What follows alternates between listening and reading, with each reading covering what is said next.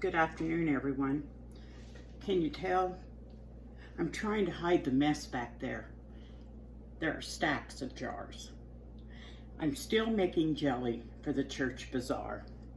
And I'm going to try a new one that I've never made before. We'll see how it goes. Watermelon jelly.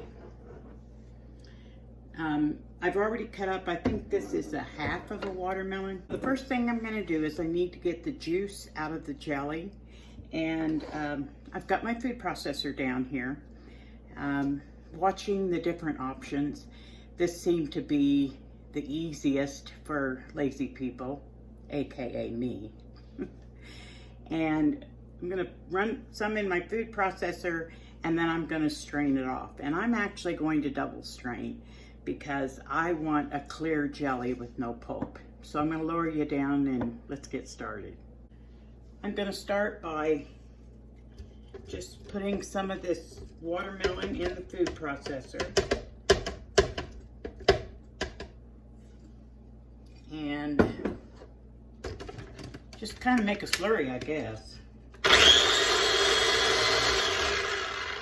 And since watermelon is mostly water, this is what I've come up with. Almost looks like a slush. If I have any left, I might make a slush. Let me go ahead and get all this slushed up and then we'll go on to the next step. I moved you so you could kind of see. Notice I kind of keep you on this corner of the kitchen. Trust me, it's canning season. It's bad. I don't want you to see what a mess I have. Here I have the watermelon that I just pureed. I have the stock pot that I plan to cook the juice down in, make the jelly in, and I've just got a strainer here. This is where I'm going to start. Okay, now I'm getting ready to strain the juice again, and this is what I mean when I say I double strain it. I don't want any pulp in it. I want the clear, beautiful red, orange, whatever it turns out to be. I want that nice clear jelly. Okay, so I've washed my pot, washed my strainer, and I have a flour sack towel. I don't use cheesecloth. Kind of expensive, and you throw it away all the time. So I just use my flour sack towels, and they're very clean. So I've got the juice is in this jar, and I'm going to pour it through the flour sack towel to get any of the remaining pulp.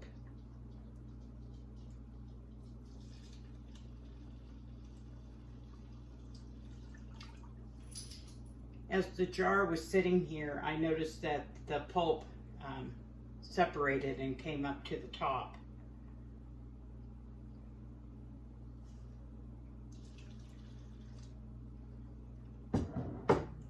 I'm going to continue straining off any of this and getting the clear juice, and then I'll come back. I need 6 cups of the juice. Okay. Here's what I ended up with. I've got 6 cups of juice here. So that's going to go back in my stock pot.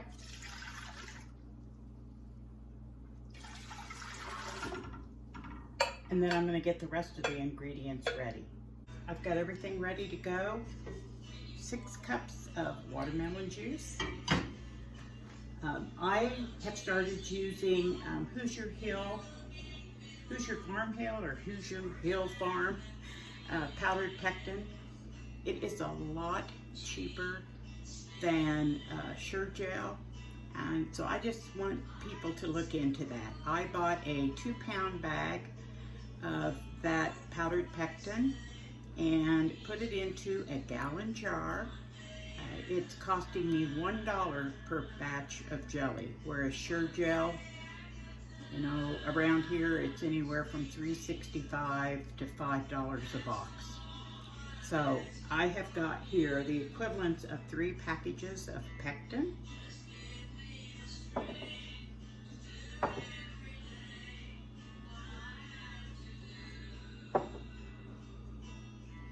Three-quarters of a cup of bottled lemon juice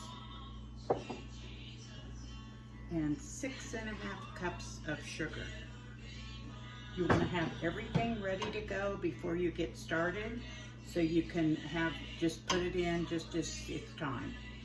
Especially the sugar. Have it pre-measured and ready to go before you start.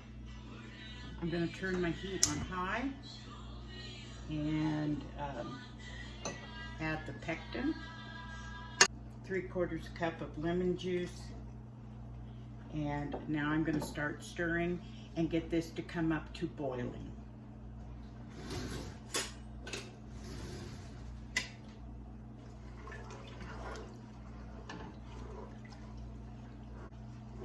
Don't be alarmed if your pectin has lumps in it when you first put it in. That's very common. Just keep stirring it and that pectin will dissolve. It's reached a rolling boil, and now I just set my timer. Now it needs to boil for 1 minute. And a rolling boil is a boil that cannot be stirred down. So I'm going to sit and stir this. Now I need to let you know that right directly next to this pot is my steam canner. I don't water bath anymore. We'll go over that after a bit. But my steam canner, I've got my jars in there getting hot and sanitized. On the back burner, I have my lids. I am a 110% supporter of ForJars canning lids. They've changed their policy a little bit.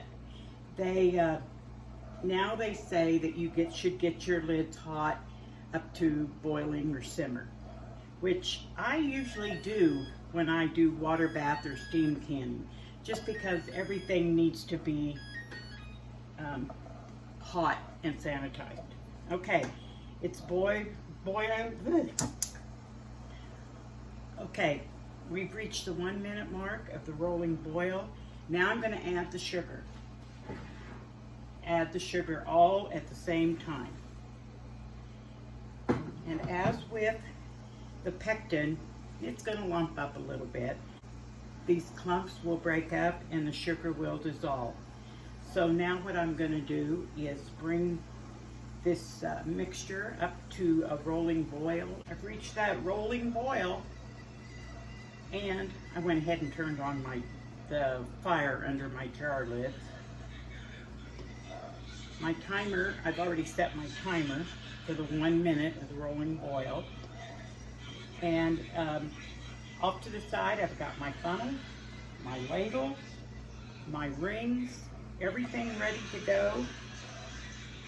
I do want to say this much: when you're making jelly, make sure you use a big enough pot to stir the jelly in, because this will rise. And many years ago I learned, after I had a sticky mess all over my stove.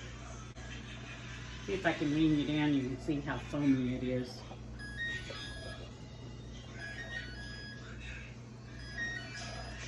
Okay, timer just went off. I'm going to turn the fire off. I'm going to let this settle down a little bit so I can start getting the foam off. But what I'm going to do now is I'm going to skim all this foam off. You don't have to skim the foam, but I do. It just makes a much prettier jelly.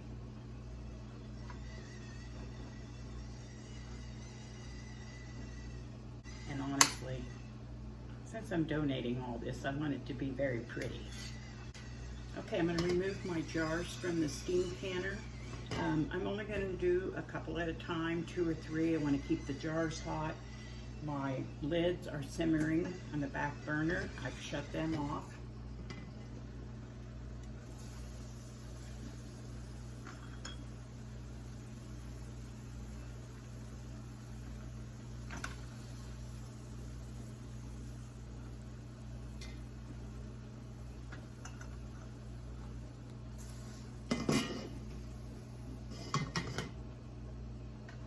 So I've got my funnels.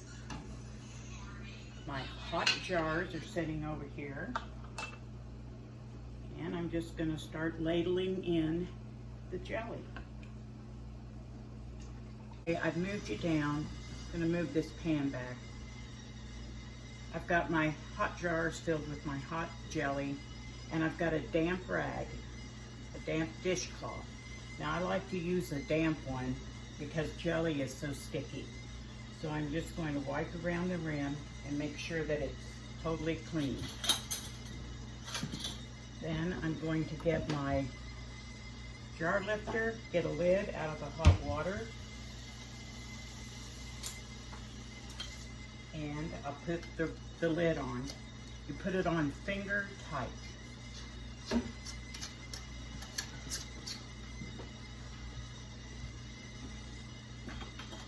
And once I get the lid on, it's going to go back into the can.